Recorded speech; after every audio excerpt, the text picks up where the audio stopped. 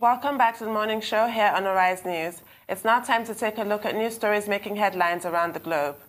Nigeria's Supreme Court, led by Justice Tanko Ibrahim and 6 other justices, has struck out the appeal of the presidential candidate of the People's Democratic Party, Atiku Abubakar, challenging the ruling of the Presidential Election Petition Tribunal, which in September upheld Muhammadu Buhari as the winner of the February 2019 presidential election.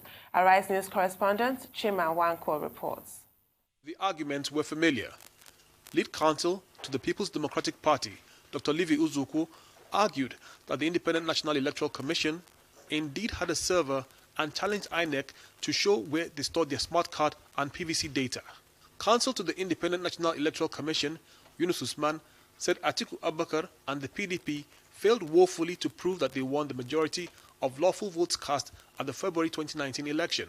He pointed out that out of 119 polling units, they called only 5 polling agents as witnesses to prove that there had been voting malpractices across the country. Yunus urged the court to strike out the appeal and award INEC substantial costs. He was supported by counsel to Muhammadu Buhari, Wale Olanipekun, who urged the appellants to stop being dramatic. He said Muhammadu Buhari had complied with the provisions of the Constitution, which do not require him to present a physical certificate. Just like INEC lawyer Yunus Usman, he asked the court to dismiss the appeal. The counsel to the APC, Lateef Fagbemi, said that Section 131 of the Constitution spelled out the qualifications a presidential candidate ought to have, and that Section 318 states clearly what constitutes an ordinary level certificate. He said the evidence of witnesses called by Atiku and the PDP was unreliable and full of loopholes. Lateef Fagbemi also asked the court to dismiss the appeal. The Chief Justice, Tanko Ibrahim, announced that, having examined the evidence for 2 weeks, the Supreme Court decided to dismiss the application. But let me say this, that unless something drastically is done to electoral jurisprudence in this country, there will be a problem. We want to appreciate and commend the Supreme Court for rising up to the occasion.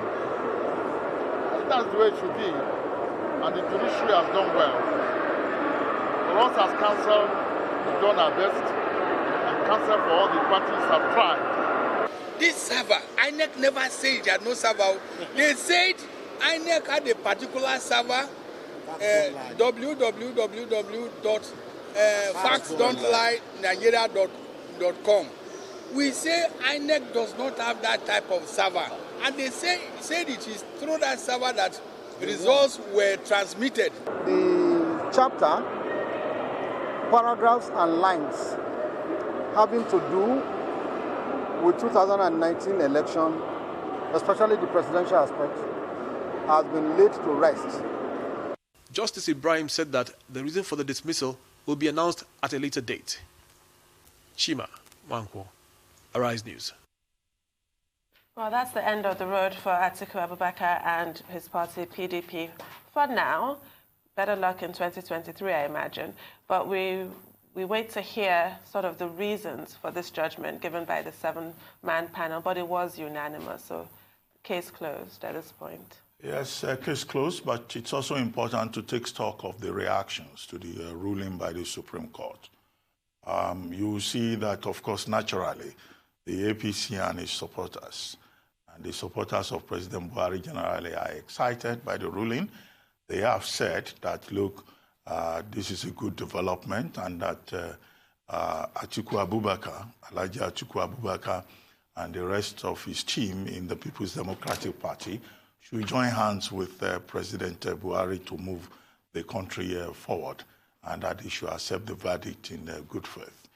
But on the other hand, you find supporters of Alhaji Abubakar, Atiku Abubakar, and also the People's Democratic Party, saying, the chairman, for example, says, well, everything now is in the hands of God, and that they as a party have tried their best. The vice presidential candidate of the PDP has also spoken up to say that, well, I mean, they've tried what they could, following due process, following, legal process in the interest of the Nigerian people and the Nigerian democracy. Alhaji Atiku Abubakar himself issued a statement which amounted to a rejection of the ruling of the Supreme Court. He was saying more or less that, you know, virtually every important organ of state has been captured by the government in power, and that he is a Democrat, he was a Democrat, he remains a Democrat, and he will always be a Democrat, which is a very veiled, you know, comment on the outcome of the Supreme Court, you know, process. And then he said that the Supreme Court, yes, is not infallible because it is the apex court, you know, but it's infallible, you know, all that final, phrase, because it is not because it's the final court, but because, you know, it's peopled by human beings. And that's also, again, a criticism of the decision and a rejection, more or less, of the Supreme Court's decision. There are persons who will probably have expected that Vice President Atiku will say, well, the apex court has spoken, he has accepted the verdict in good faith, and that Nigeria should move on, but he didn't say that. He didn't even bother to congratulate President Buhari. So that was a very loaded statement, which I think students of Nigerian politics will spend a lot more time analyzing. The lawyers for the PDP and Alhaji Atiku Abubakar are talking about contradictions in electoral jurisprudence, and the need to address that, either in terms of timing, duration of election petitions, and all of that. So you can see that, you know, naturally the PDP and their presidential candidate, they're not happy. Now, if you look at the process itself, the Supreme Court said for 2 weeks they had looked at the briefs and the exhibits, and they had reached a decision that there's no merit to the appeal on any count at all, and they will give their reasons later. I've had some people saying that, well, maybe the Supreme Court should not have been so brisk, you know, so quick, you know, to dismiss everything. Maybe we should have had some 3 days or, you know, some hours of talking and, you know, some engagement, but it looked like the Supreme Court had made up its mind, and it just came and gave a very brisk and brief and dismissive ruling saying that, you know, the case lacks merit. And when the Supreme Court says it lacks merit, it means, you know, there's no further remedy. Yeah. The case is closed because it is the apex court. But I think that, you know, what is important at the end of the day is the integrity of our democratic process. The Supreme Court is the last, you know, sort of last place of refuge for any litigant. And the Supreme Court haven't spoken. We can only wait to listen to the reasons that the Supreme Court will give at the end of the day and to see how we can learn from their submissions. And you see that the Supreme Court has been very careful not to use any word like technicality that anybody can come and be splitting hairs about. You know, they just said this lacks merit. And that's where we are. Yeah, so you are right to say 2023 is the next destination. Yes. And everybody should begin to get ready and for 2023 and look forward and see how we can all work together to move Nigeria forward. Absolutely. And disappointing as this verdict is for a lot of people, we must commend them for approaching the courts and not trying to take matters into their own hands, not trying to rile up the populace. That's really encouraging. And I do think it's talking about reactions. Buba Galadima, a former ally of President Buhari, you know, he reacted and said, well, Nigerians should know the fact that there is no jubilation, that Nigerians just took it in their stride, and that if the ruling had gone the other way, there would have been jubilation. But, you know, I said on this program before now that it looks like, you know, immediately after the election, Nigerians just moved on. Yeah. And I hope we will not get to a stage whereby, you know, Nigerians will lose faith in the electoral process and also the judicial process. I mean, even look at the voter turnout. It does appear that that has happened. Anyway, now, a retired Nigerian Army Brigadier General and the first governor of Lagos State, Mobolaji Olufunsho Johnson, is dead.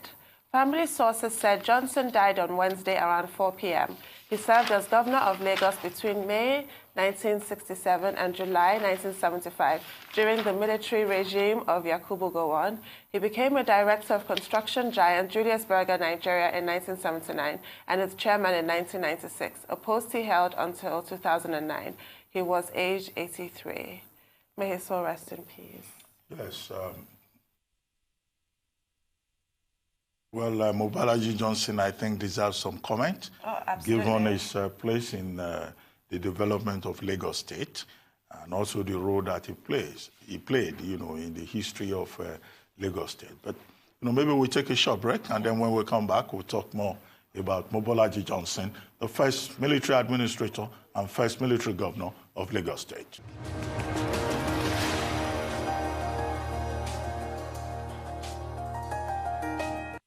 Welcome back to the morning show here on Arise News. Yes, before we went on break, we were talking about Brigadier General Mobolaji Johnson. In 1966, he was appointed military administrator of Lagos, which was then the seat of government, by General Agunyun Ronsi. And then you had a counter coup of July 1966, which brought in General Yakubu Gowon. In 1967, the Lagos State was created, and Mobolaji Johnson was appointed the first military governor of Lagos State, and he remained in that position from 1967 until the 1975 coup that ousted the Gowon administration.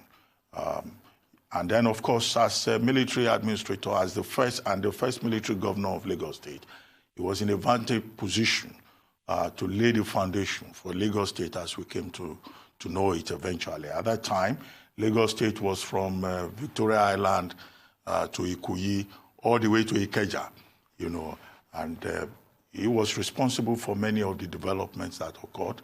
It was under his watch, for example, that many of the infrastructure in Lagos State, were put in place, particularly the Eco Bridge, the highway from Lagos all the way to Badagry to Republic of Benin.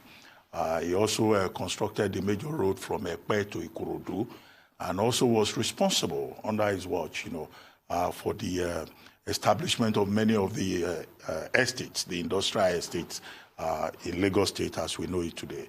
He was lucky to have been assisted by, a number of very distinguished, diligent civil servants, notably Pa Adeyemi Biro. Pa Adeyemi Biro at the time was administrative secretary. And then there was also the man who became Babeto of Lagos, Folarin. I think Folarin Koka, later Babeto of Lagos. He was financial secretary. And so he was lucky he had a very good team. He was also very focused. So you can, in a sense, say that he can be described as a father of modern Lagos as we know it. Another thing, of course, was that, in playing that pioneer role, he was selfless, he was disciplined, and it is instructive that he did not use the position to enrich himself. Many people will think that Mobolaji Johnson, will have ended up as one of the richest persons in history. But that was not the case, because he was committed. Even if he was not a Lagosian, he was originally from Abeokuta. His father was an Egba man. But, he was given an assignment and he committed himself to it. And instructively in 1975, after the takeover by the Murtala Mohammed military junta, the panel that was set up to probe governors, military governors under the Gowon administration, only 2 governors were exonerated from blame. And in this case, it was Mobolaji Johnson and Oluwole Rotimi, who was in the Western region at the time. The 2 of them were exonerated. So he had an unblemished record. And out of government, after he was retired by the Murtala Mohammed administration, he went into business. He would, as you pointed out in your introduction, eventually become involved with Julius Berger Nigeria Limited, first director, later chairman. He was also involved in Nigerian Conservation Foundation. He was involved in conservation. He devoted his energy to that.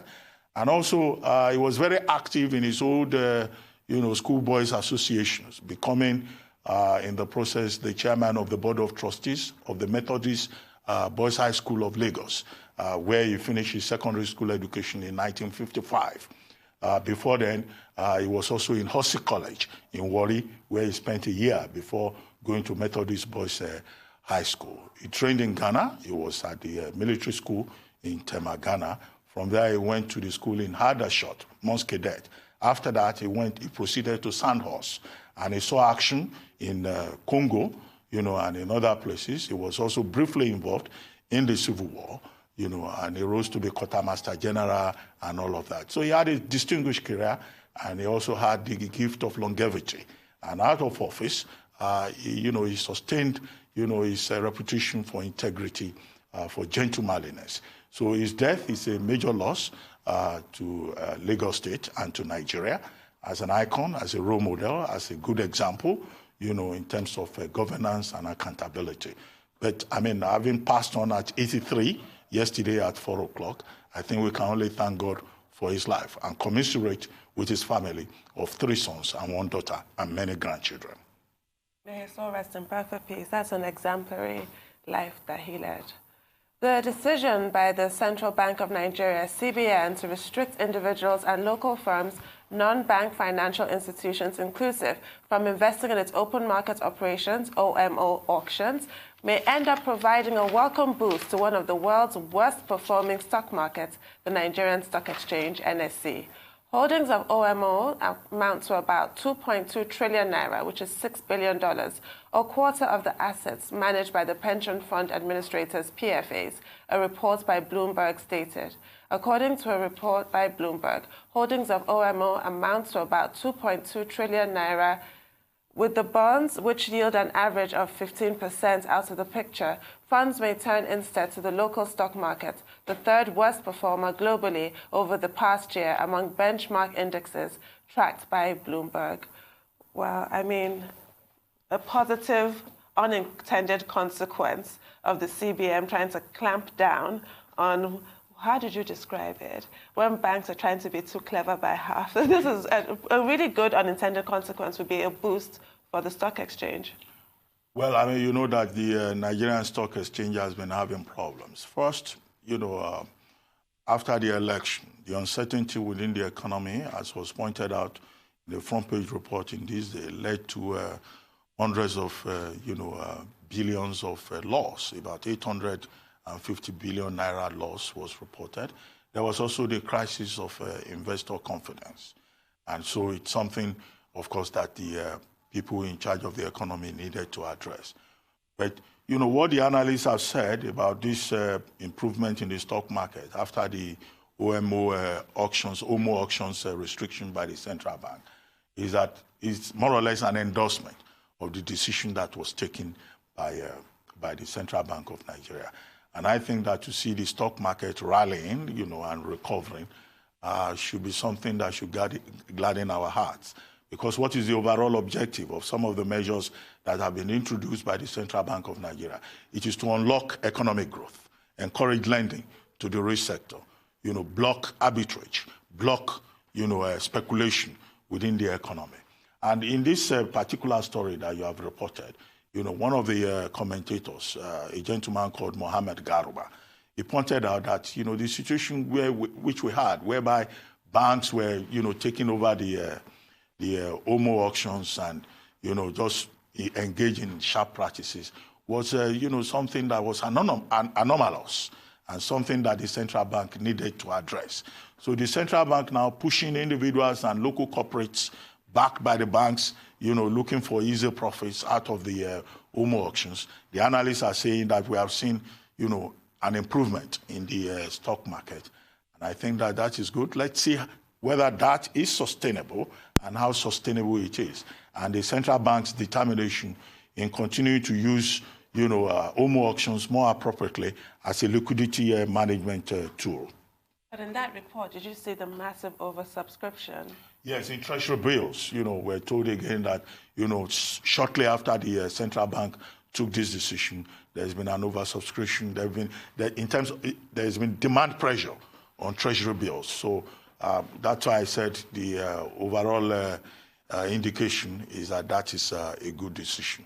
But the way it is in Nigeria, it only takes a short while before somebody figures out how to bypass, an official policy for gains. So the central bank, while this looks like an endorsement from the analysts who have been reported here, the central bank, monitoring financial operations, monetary operations, should remain vigilant, until the banks figure out how to bypass, the directive again. And that should not happen. So they have to keep their eyes on the ball. That's a great point. Now to the United States, where the general who oversaw the U.S. raid on Islamic State leader Abu Bakr al-Baghdadi provided the most detailed account yet of the operation yesterday and said the U.S. is on alert for possible, in quotes, retribution attacks by extremists. General Frank McKenzie, head of U.S. Central Command, said al-Baghdadi's remains were buried at sea within 24 hours of his death inside an underground tunnel where he fled as special operations soldiers closed in on him. The Pentagon released the first government photos and video clips of the nighttime operation, including one showing Delta Force commandos approaching the walls of the compound in which al-Baghdadi and others were found. Another video showed American airstrikes on other militants who fired at helicopters carrying soldiers to the compound. Let's take a look. Here we see the object of the assault, the compound where Baghdadi was hiding. As I noted earlier, this isolated compound was in Idlib province in northwest Syria, approximately 4 miles from the Turkish border. It's an area that we have not traditionally operated in, and roughly a 1-hour helicopter flight from our staging base in Syria. We assessed that he was hiding in Idlib province to avoid the intense pressure that had been put on ISIS and other places in Syria. Once the assault force arrived at the compound, fighters from 2 locations in the vicinity of the compound began firing on U.S. aircraft participating in the assault. These individuals, who we don't assess were affiliated with Baghdadi, but nonetheless demonstrated hostile intent against U.S. forces, were killed by 2 airstrikes from supporting helicopters. These fighters opened fire on our aircraft, and what you see in the video is the actual response. With the assault force surrounding the compound, we repeatedly urged those inside to come out peacefully. So this is a video of the assault force actually closing up to the compound. Those who came out of the building were checked for weapons and explosives and moved away from the immediate area. U.S. forces detained and later released the non-combatants. The group was treated humanely at all times and included 11 children. I want to make it clear that despite the violent nature of the raid and the high-profile nature of this assault, every effort was made to avoid civilian casualties and to protect the children that we suspected would be at the compound. Following collection of samples for formal DNA analysis, Baghdadi's remains were buried at sea in accordance with the law of armed conflict within 24 hours of his death. While the assault force was securing the remains, they also secured whatever documentation and electronics we could find, which was substantial. The assault force then left the compound and returned to their helicopters with the 2 detainees that I've already mentioned. So what you'll observe are U.S. standoff munitions striking the compound. For those of you that may have seen before and after pictures of the compound, it looks pretty much like a parking lot with large potholes right now. You can see the way it looked before, and you can see the way it looks, the way it looked afterwards. So it's pretty clear the success of the standoff munitions that we employed to ensure that it would not be a shrine or otherwise memorable in any way. It's just another piece of ground. U.S. forces discovered Baghdadi hiding in a tunnel. When capture at the hands of U.S. forces was imminent. That's all on the news headline.